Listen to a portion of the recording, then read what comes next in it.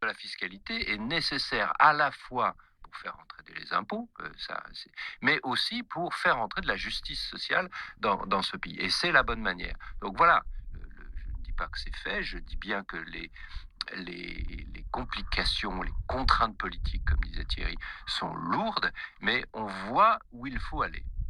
Peut-être un arrêt sur image d'une minute, peut-être un peu littéraire, mais quand même quel personnage que Giorgio Napolitano. Ah oui. Cet ancien communiste qui est quasi nonagénaire et qui réussit sans vraiment d'ailleurs, enfin qui réussit en attrapant par les cheveux toutes les occasions qui se présentent et qui devient, comme l'a souligné Max, Oui, c'est un chauve qui c'est un chauve qui attrape les occasions par les cheveux et qui, comme l'a souligné Max, devient celui par lequel peut-être la solution politique peut arriver parce qu'en effet, il a l'arme de la dissolution.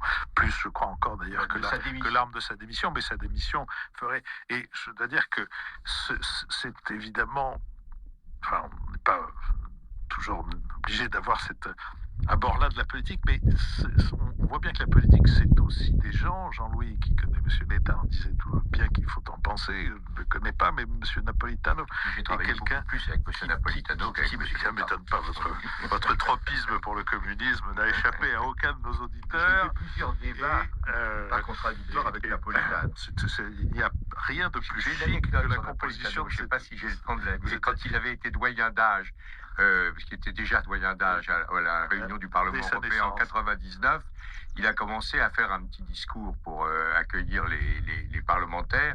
Et à ce moment-là, M. Gollnisch, au nom du Front National, a dit « Monsieur le Président, Monsieur le Doyen, je vous rappelle que l'article tant du règlement interdit au doyen d'âge de faire un discours puisqu'il doit immédiatement faire procéder à l'élection du président du Parlement. » Et Napolitano l'a regardé bien en face et lui dit « Ah, Monsieur Gollnisch, si j'avais fait un discours, ça aurait été autrement plus long. » Je vous remercie. Nous allons nous intéresser maintenant à la relation franco-allemande, puisque la semaine dernière, interrogé sur cette relation, Claude Barthelone déclarait au Monde: François Hollande appelle cela la tension amicale. Pour moi, c'est la tension tout court, et s'il le faut, la confrontation. Manuel Valls a jugé ses propos irresponsables, démagogiques et nocifs, tandis que Pierre Moscovici a qualifié l'idée d'une confrontation avec l'Allemagne de fausse et contre-productive. Le 27 avril, Le Monde publiait des extraits d'un projet de texte rédigé par le Parti socialiste en vue de sa convention nationale sur l'Europe du 16 juin. Ce projet dénonçait, je cite, l'intransigeance égoïste de la chancelière Merkel et appelait également à une confrontation démocratique.